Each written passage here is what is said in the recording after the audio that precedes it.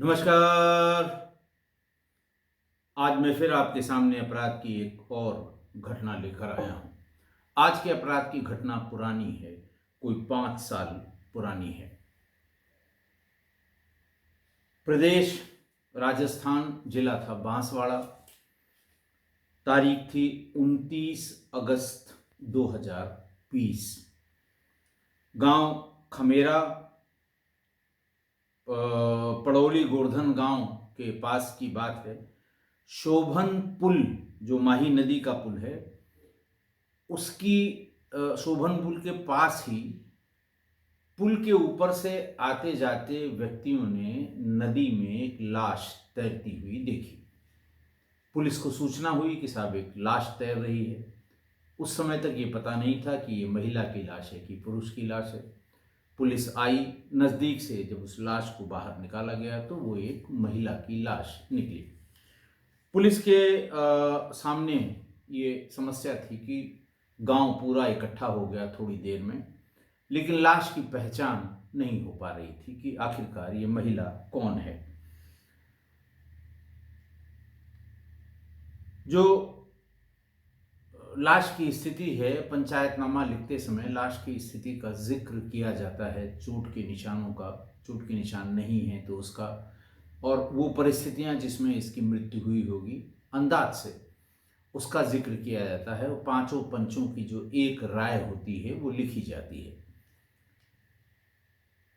शव पर जो सबसे स्पष्ट निशान दिख रहे थे वो ये दिख रहे थे कि गले में किसी चीज से बहुत ही गहरा कसाव किया गया है। गले का वो नीलगू निशान जो संभवतः किसी रस्सी से लग रहा था, क्योंकि रस्सी और कपड़े के कसने में अलग अलग वो मार्क आते हैं। मार्क ऑफ स्ट्रेंगुलेशन जिसे कहते हैं। रस्सी में एक सीधा, सपाट और एक नाप का इम्प्रेशन आता है, जबकि कपड़े, दुपट्टे या किसी दूसरे चीज़ से अगर ये कसाव किया जाए तो उसका डिफरेंट इम्प्रेशन आता है स्किन के ऊपर। तो पुलिस को ये तो समझ में आ गया कि ये हत्या करके फेंकी हुई लाश है, लेकिन जब तक उसकी पहचान न हो जाए उसके बारे में कुछ कहना मुश्किल था। तो पुलिस के सामने सबसे पहली समस्या थी कि महिला कौन थी, किसने उसकी हत्या की, और इसी पर्पज से उन्होंने शव को मॉर्चरी में रखवा दिया। जब 24 घंटे तक उस शव की शिनाख्त नहीं हो पाई तो उसे मॉर्चरी में रखवा दिया गया। पुलिस ने उसकी शिनाख्त के लिए सारे उपाय किए, जैसे उसके फ़ोटो को सर्कुलेट कराया, व्हाट्सएप ग्रुप में फॉरवर्ड कराया, पहले अपने ज़िले के, फिर रेंज के, फिर जोन के। ये बहुत अच्छा तरीका निकला है। पहले जो इसकी एसओपी थी वो ये थी कि आप उसका पोस्टर छपवाएंगे और सार्वजनिक स्थानों पर जैसे बस अड्डे, रेलवे स्टेशन, बिजी सड़क, इन सब के सूचना पट पर या दीवालों पर उसे लगाएंगे। उसमें उसकी फ़ोटो होगी, हुलिया होगी, थाने का नाम होगा, कंट्रोल रूम का और थानाध्यक्ष का नंबर होगा। ये सब चीज़ें दी जाती थी। लेकिन अब ये तरीका इतना आसान हो गया है मोबाइल के आने के बाद कि अगर पुलिस एक फॉर्मेट बनाकर इस तरह की फ़ोटो या सूचना अपने ग्रुप्स के माध्यम से पब्लिक में सर्कुलेट करती है तो ठीक है, वरना जिज्ञासु फोटोग्राफर, हर व्यक्ति आज की तारीख में फोटोग्राफर है। सबके पास एक मोबाइल है, कैमरे वाला मोबाइल है, और आते जाते अनायास वो भी फ़ोटो और वीडियो बनाता रहता है, क्योंकि जो काम की नहीं है उसे तुरंत डिलीट कर देगा, जो काम की है उसे रख लेगा, सही या गलत उसका इस्तेमाल भी करने की स्थिति में होता है। तो अज्ञात लाश इस तरह की हो, घटना की फ़ोटो हो, बहुत ढेर से लोग अचानक ही किसी घटना के चश्मदीद गवाह हो जाते हैं, क्योंकि शौकिया वो चलते समय भी वीडियो को ऑन रखते हैं, और उसी में कोई घटना अगर कैद हो जाती है तो फिर वो उसके गवाह भी बन जाते हैं। तो लिहाजा ये जल्दी से जल्दी जब सर्कुलेट हुई और चारों तरफ ये फ़ोटो पहुंच गई, तभी एक शख्स पुलिस के सामने उपस्थित हुआ और उसने ये कहा कि ये मेरी बेटी सोना का शव है। जो मृतक महिला है उसके लिए बताया कि ये मेरी बेटी है। सोना के पिता ने, यानी जिसने उसकी शिनाख्त की थी, उसने आरोप लगाया कि सोना के पति शंकर और उसकी दूसरी बेटी, यानी जिस बेटी का मर्डर हुआ है, उसकी बहन, सगी बहन केसर ने मिलकर मेरी इस बेटी को मारा है। ये ऐसा उन्होंने बताया। पिता ने बताया कि 28 अगस्त को सोना के बेटे अभिषेक से फ़ोन पर बात हुई थी। उसने बताया था कि उसके पिता और माँ दोनों साथ साथ घर से बाहर निकले थे। कुछ देर बाद पिता शंकर और बच्चे की, वो अभिषेक की मौसी केसर साथ वापस लौटे, लेकिन माँ उसके साथ नहीं लौटी थी। माँ के बारे में पूछने पर मौसी और पिता दोनों ने बहानेबाजी जैसी बात की थी, और दोनों ने जो बहाना बनाया था वो गले के नीचे उतरने वाला नहीं था। ऐसा अभिषेक ने अपने नाना को फ़ोन से बताया 28 अगस्त को। ये बात उस शख्स ने, जिसने अपनी बेटी की पहचान की थी, उसने पुलिस को बताया। खैर, पुलिस इस बात से मुतमईन थी कि, और पोस्टमार्टम रिपोर्ट में भी आ गया था कि ये it is a case of strangulation, यानी हत्या हुई है इसकी।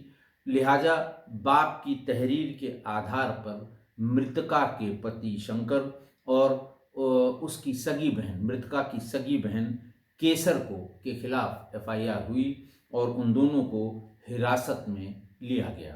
फिर उन दोनों से सख्ती से पूछताछ भी की गई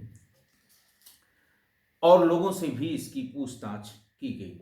महिला के 14 साल के बेटे अभिषेक ने बताया कि उसकी माँ यानी सोना आंगनबाड़ी में काम करती थी। पिता शंकर किराए की दुकान चलाता था। माँ हर दिन सवेरे 10 बजे काम पर जाती थी और दोपहर 3 बजे तक वो जरूर वापस लौट आती थी। 28 अगस्त की सुबह 7 बजे पिता शंकरलाल अपने किराने की दुकान पर जाने के लिए तैयार हुए।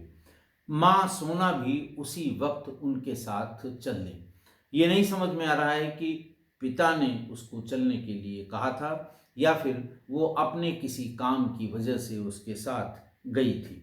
इसी दिन सुबह 10 बजे पिता घर लौटे और मौसी को भी साथ लेकर चले गए। माँ और मौसी दोनों एक ही घर में रह रही थी। सोना और उसकी सगी छोटी बहन केसर, ये दोनों घर पे रह रही थी। माँ सोना सुबह 7 बजे अपने पति शंकर के साथ निकल गई। 10 बजे पिता शंकर लौटा और केसर को लेकर अपने साथ चला गया। रात को करीब 9 बजे पिता और मौसी ही लौटे, माँ नहीं लौटी। माँ के बारे में पिता से पूछा गया तो उन्होंने बताया कि वो नाना के घर गई है। इसी बीच अभिषेक ने अपने नाना को भी फ़ोन किया और ये पूछा कि माँ आपके यहाँ आई है, उनसे मेरी बात करा दीजिए। नाना ने इनकार कर दिया कि वो मेरे घर नहीं आई है। महिला के पिता ने बताया कि बड़ी बेटी यानी सोना की शादी 15 साल पहले शंकरलाल से कराई गई थी और इसी शादी से इन दोनों के 14 साल का बेटा अभिषेक भी है। और इस घटना से कोई 4 महीने पहले, यानी 29 अगस्त 2020 को जिस दिन की ये घटना है, जिस दिन ये लाश तैरती हुई मिली थी, उससे 4 महीने पहले वो शंकर उसकी दूसरी बेटी, यानी जिसने एफआईआर कराई है, यानी सोना के पिता, वो ये कहते हैं कि मेरी दूसरी बेटी केसर को सोना का पति शंकर पहले तो लेकर कहीं नातेदारी रिश्तेदारी में गया, फिर लौटकर वो मेरी बेटी के साथ ही उसको भी उसी घर में रखने लगा। इसके बाद शंकर, सोना और केसर एक ही घर में रहने लगे। पति शंकर और उसकी बहन केसर से सोना के झगड़े होने शुरू हो गए। जैसे ही सोना के घर में केसर आई और पति ने ये बताया कि अब ये यहीं रहेगी, तो बड़ा नेचुरल है। पत्नी सोना थी, वो सौतन को बर्दाश्त कैसे करे, भले ही वो सौतन उसकी सगी बहन हो। झगड़े शुरू हो गए और फिर लंबे झगड़े के बाद पति शंकर ने एक समझौता किया या दोनों के बीच एक समझौता हुआ। जब सोना ने कहा कि ठीक है, जब मेरा पति ही चाहता है कि मेरी बहन भी इसी घर में रहेगी, बतौर पत्नी रहेगी, तो अब मैं क्या कर सकती हूँ, लेकिन मेरी भी एक शर्त है कि हम लोगों के एक बेटा है अभिषेक, मेरी छोटी बहन यानी केसर अभिषेक को ही अपना पुत्र मानेगी और इन लोगों के कोई संतान और पैदा नहीं होगी, क्योंकि इससे हमारे बेटे का हक मारा जाएगा। लेकिन इसके बावजूद केसर गर्भवती हो गई।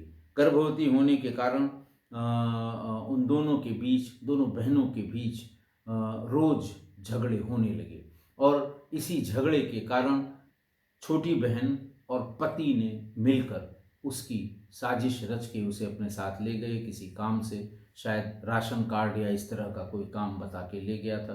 रास्ते में उसे दोनों ने मोटरसाइकिल से उतार कर जंगल में गला दबाकर हत्या कर दी और फिर मोटरसाइकिल में ही बीच में बिठाकर दूर ले जाकर माही नदी में उन्होंने उसे फेंक दिया।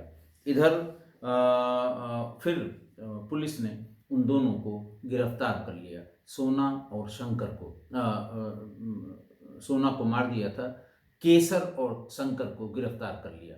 गिरफ्तार करने के बाद चार्जशीट सबमिट हुई, ट्रायल शुरू हुआ।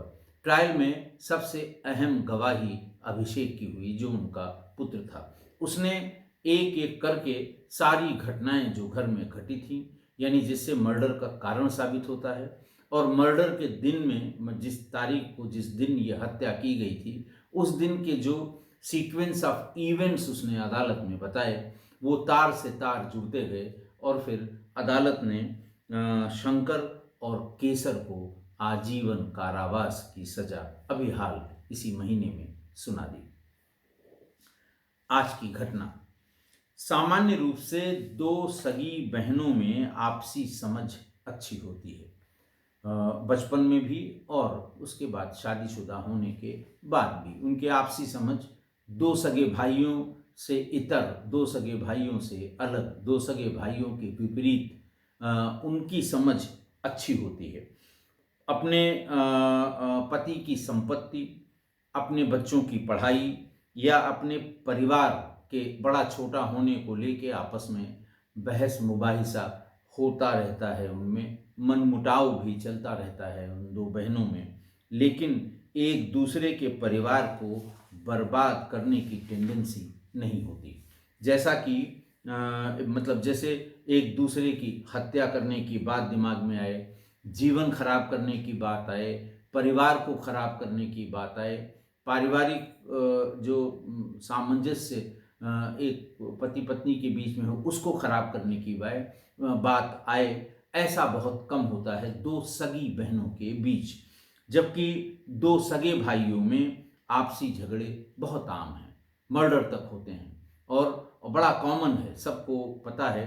आप आसपास 10-12-15 साल के इतिहास को अपने गांव या मोहल्ले में देखेंगे तो दो सगे भाइयों के बीच का मनमुटाव जो हत्या तक पहुंच गया हो, इसकी आपको जानकारी हो जाएगी।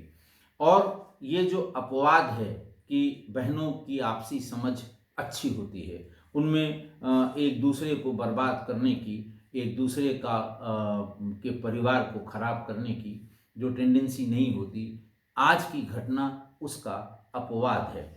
कि 15 साल पहले शादी हुई, शादी ठीक ठाक चल रही थी, 14 साल का एक बेटा भी था, पर अचानक पत्नी की छोटी बहन यानी साली पति के जीवन में आ गई।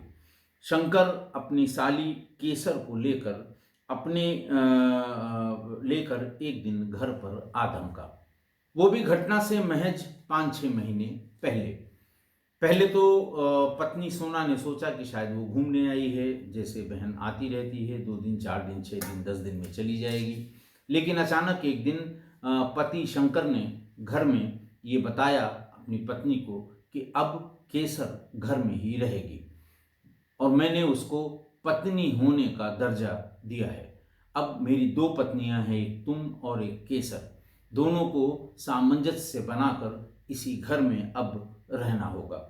लेकिन घर में सौतन आ जाए, चाहे वो उसकी सगी बहन क्यों ना हो, कोई महिला बर्दाश्त नहीं कर सकती।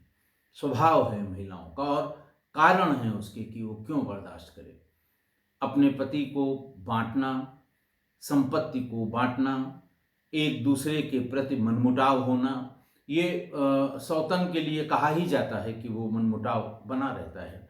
सौतन ही नहीं, सौतेली माँ, सौतेली बाप, इन सब के बारे में भी ये कहा जाता है कि कभी उनका व्यवहार सौतेले रिश्ते से वैसा नहीं हो सकता जैसा अपने वाले रिश्तों से होता है। तो उसको बुरा लगा, बुरा लगना भी था सोना को। रोज रोज लड़ाई झगड़ा होने लगा। वो किसी भी तरह से सौतन को स्वीकार नहीं कर सकती, कोई भी महिला नहीं कर सकती, उसको भी ये बात स्वीकार्य नहीं थी। लेकिन रोज रोज के लड़ाई झगड़े को निपटाने के लिए पति शंकर ने एक दिन दोनों को समझाया। सोना ने अपनी शर्त रखी कि देखिए, हम लोगों के एक बेटा है, बड़ा हो गया है, 14 साल का है। केसर को भी उसे अपना ही बेटा मानना होगा और इसके लिए तुम दोनों के बीच, यानी पति और बहन केसर के बीच कोई संतान अब नहीं होनी चाहिए, क्योंकि अगर कोई संतान होगी तो उससे मेरे बेटे का हिस्सा और हक दोनों मारा जाएगा, जो मैं अब बर्दाश्त नहीं कर पाऊंगी। लिहाजा ये तय हो गया कि हाँ ठीक है, वो उसको अपना बेटा मानेगी और ये करेगी, दूसरी संतान अब कोई नहीं होगी हम लोगों की। इस तरह की बात आपस में बैठ के इन लोगों ने तय की, जिससे झगड़े कुछ कम हुए। लेकिन छोटी बहन केसर के दिमाग में कुछ और था। उसे ये लगने लगा कि अगर मेरा भी बेटा होगा तो उसे भी उतना ही हिस्सा मिलेगा जितना अभिषेक को मिलना है। तो वो, उसके दिमाग में खोट था, उसके मन में खोट था। बहन के प्रति उसमें जो बहन के प्रति जो प्रेम होना चाहिए वो सब चला गया अपने स्वार्थ के कारण। लिहाजा वो इस प्रयास में लगी रहती थी और पत्नी सोना अपनी बहन केसर पर इसी सिलसिले में नज़र बनाए हुए थी कि ऐसा न हो इसको कोई औलाद हो जाए जिससे मेरे बेटे के का हक और उसका हिस्सा मारा जाए। इसी गहराई से देखने के फलस्वरूप उसको एक दिन महसूस हुआ, महिला है वो महिला के बारे में अच्छी समझ रखती है, उसे महसूस हुआ कि केसर गर्भवती है।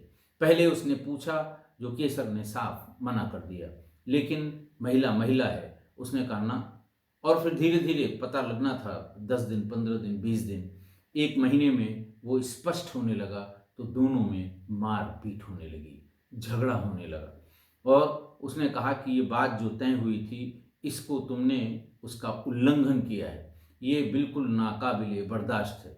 ज़्यादा मारपीट हुई तो केसर ने शंकर से पीछा छुड़ाने के लिए कहा कि अगर अब पीछा नहीं छुड़ाओगे तो ये हम लोगों को जीने नहीं देगी और ये हम जो समझौता तुमने कराया था हम इसे मानने को तैयार नहीं हैं।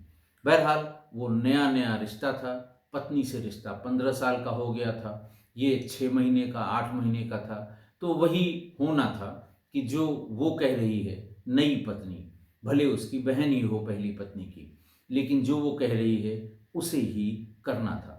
और फिर इन दोनों ने मिलकर एक दिन कुछ बहाने बनाकर उसे घर से बाहर ले गए और उसकी हत्या कर दी और लाश को माही नदी में फेंक दिया।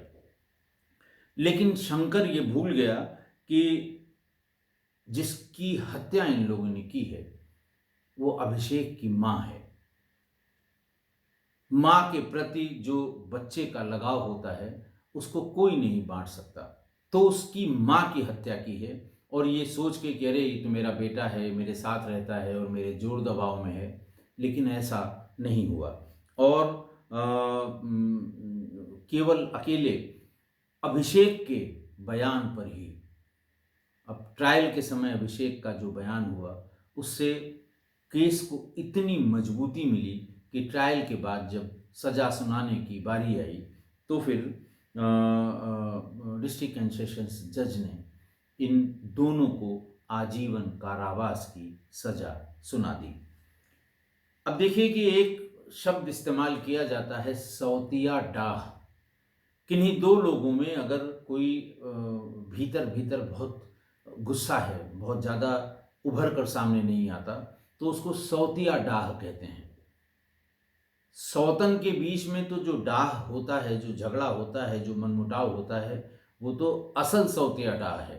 लेकिन अगर किसी और के प्रति इसी तरह का मनमुटाव हो तो लोग कहते हैं कि फलां महिला फलां से सौतिया डाह रखती है। यानी दो सौतन के बीच में जो झगड़ा है, जो मनमुटाव है, उस तरह का झगड़ा या मनमुटाव वो किसी दूसरे के साथ रहती है।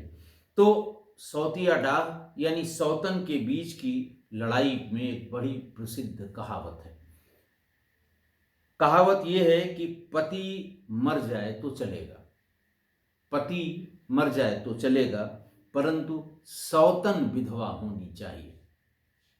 मां बात तो एक ही हुई, पति मरा तो वो भी विधवा हुई, लेकिन उसका लक्ष्य जो है डाह यानी आपसी जो कलह है, कलेश है, वो उसकी सीमा देखिए कि पति मर जाएगा मैं सहन कर लूंगी, लेकिन सौतन विधवा हो जाए उससे मेरे मन को प्रसन्नता होगी। जबकि पति उसका भी है और सौतन का भी है, लेकिन वो मर जाएगी और सौतन विधवा हो जाएगी तो मुझे प्रसन्नता होगी। और आज की तारीख में अगर आप देखें तो ये सब पर सटीक बैठता है कि व्यक्ति भले ही अपना नुकसान कर ले, परंतु दूसरे का फायदा होते उसे नहीं देखा जाता। इसी को सौतिया डाह कहते हैं। और इसीलिए कहा जाता है कि भले मेरा पति मर जाए लेकिन सौतन विधवा हो जाए। तो इसी सौतिया डाह में यह हत्या हुई और दो जीवन, मतलब उसको तो बेचारी को मार ही दिया, वो तो जीवन से चली गई। एक बच्चा उसका था वो भी, जो उसके बाप हैं वो भी जेल में हैं, और बाप की जो नई पत्नी है वो भी जेल में है। बचना चाहिए इस तरह के सौतिया डाह से। आशा है आप मेरी इस बात से सहमत होंगे। आज के लिए इतना ही। बहुत बहुत धन्यवाद।